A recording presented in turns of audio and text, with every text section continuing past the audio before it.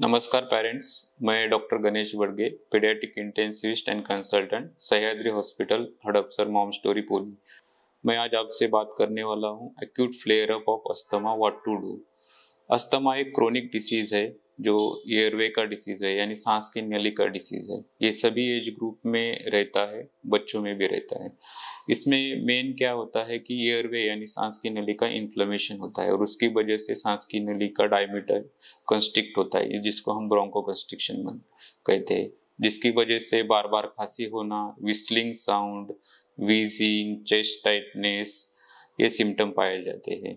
तो flare up मतलब क्या होता है कि acute worsening of this symptoms. ये ट्रिगर किससे की वजह से होता है? Pollens, dust mite, change in environment, as well as most common रहता है वायरल इन्फेक्शन। एक्यूट वर्सनिंग जब होता है, फ्लेयर अप जब होता है, तो बच्चे इवन दो ट्रीटमेंट शुरू है उसको रिस्पॉन्ड नहीं करते हैं।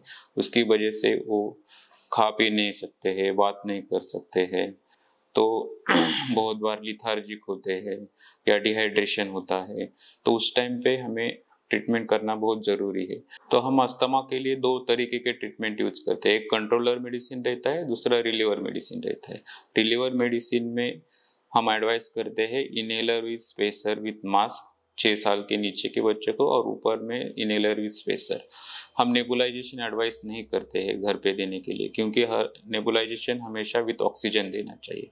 तो इनहेलर विद स्पेसर यूज कैसे करते हैं? उसका सही तरीका ये है कि ये स्पेसर है, स्पेसर के लिए जब भी हम यूज करते हैं, ये इनहेलर यूज करना है, हमेशा शेक करते हैं, तो ताकि मेडिसिन अच्छी तरह से मिक्स हो जाए। अगर बहुत दिन से यूज नहीं किया है तो उसको प्राइम करना है, एटलीस्ट 4 टाइम्स ऐसे स्प्रे करना है, ठीक है। और ये एंड माउथ में स्नगली फिक्स करना है। उसके बाद ये अटैच करना है। फर्स्ट एक्सेल करने के लिए बोलना है। वंस हमने ये प्रेस किया है, ब्रीथ होल्ड करना है ताकि सब मेडिसिन डिलीवर हो जाए। अगर ब्रीथ होल्ड नहीं कर पा रहे हैं तो उनको नॉर्मली 6 to 10 टाइम्स ब्रीथ करने के लिए बोलना है। दूसरा ये तरीका होता है कि अगर बच्चे स्मॉल है तो उनको लैप में लेना है, नेक होल्ड करना है, और यहाँ पे मास्क रहेगा, वो मास्क स्नगली फिक्स करके प्रेस करना है। प्रेस करने के बाद बच्चा नॉर्मली 30 सेकंड तक रुकना है, तो वो ब्रीथ करेंगे और मेडिसिन पूरा डिलीवर हो जाए। ये यूज करने का इसका सही तरीका है। नेबुलाइजर से ज़्यादा इससे ड्रग डिलीवरी होता है और ये सेफ रहता है। तो रिटर्न हमने ये शुरू है और उसको रिस्पॉन्ड नहीं कर रहे हैं तो इमरजेंसी में नज़दीकी हॉस्पिटल में विजिट करना है। एज वेल एज हम एडवाइस करते हैं कि बच्चों के वजन के अनुसार हम उनको स्टेरॉइड एडवाइस करते हैं, जो कि इधर टैबलेट और लिक्विड होगा वो लेना है।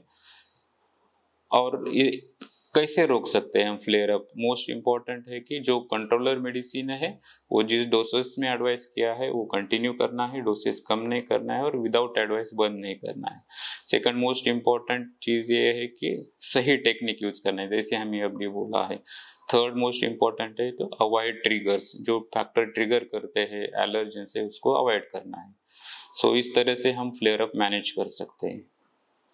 और इस सब्जेक्ट पे आपको कुछ जानकारी है, क्वेश्चन पूछना है, तो नीचे दिए गए नंबर पे आप कांटेक्ट कर सकते हैं। धन्यवाद।